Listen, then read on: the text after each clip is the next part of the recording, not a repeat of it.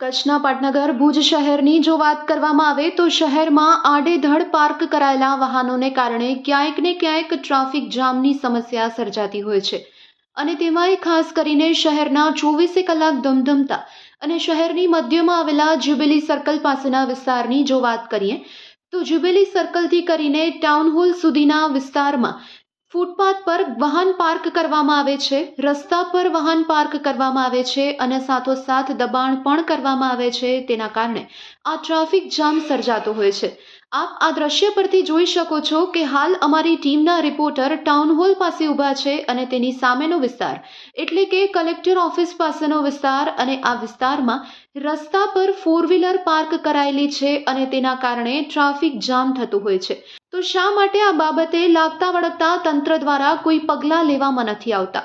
શહેરમાં એક તો સિગ્નલ લગાવવા ખૂબ જ જરૂરી બની ગયા છે અને ખાસ કરીને જે આડેધડ પાર્ક કરાતા વાહનો છે તે વાહનો જો નગરપાલિકા તંત્ર તેમજ ટ્રાફિક પોલીસ દ્વારા ટોઈન કરવામાં આવે તો આ વાહનો આડેધડ પાર્ક થતા અટકી શકે તેમ છે અને સાથોસાથ આ માટે ટ્રાફિકની સમસ્યા પણ હળવી થઈ શકે તેમ છે।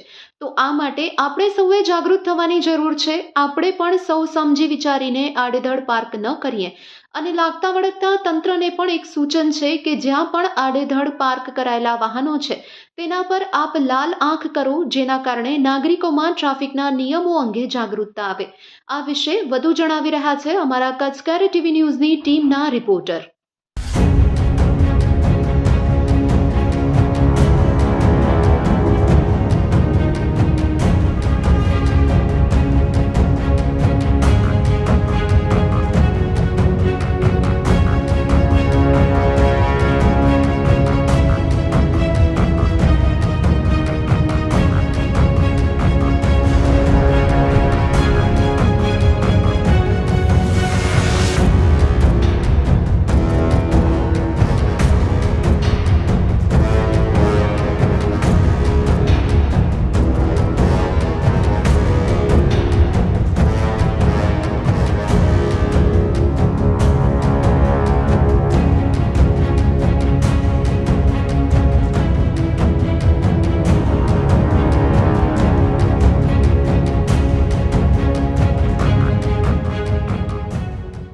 મોટાબંધી કરી અને જ્યુબિલી ગ્રાઉન્ડ સુધી આડેધડ ટ્રાફિક જામ થાય છે, આડેધડ પાર્કિંગ કરી જાય છે।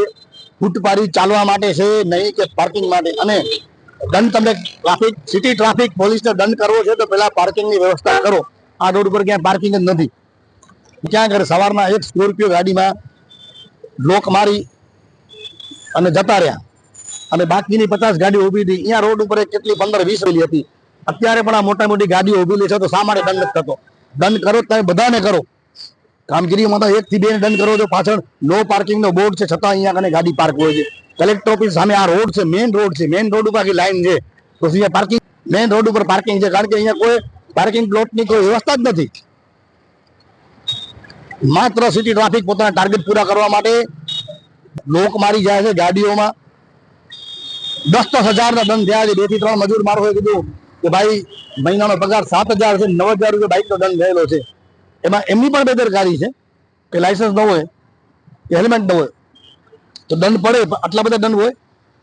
ગાડી ચાલકો છે એ આડેધડ ગાડીઓ મૂકીને જાય છે તો લોક મારો, તમે બધા લોક મારો।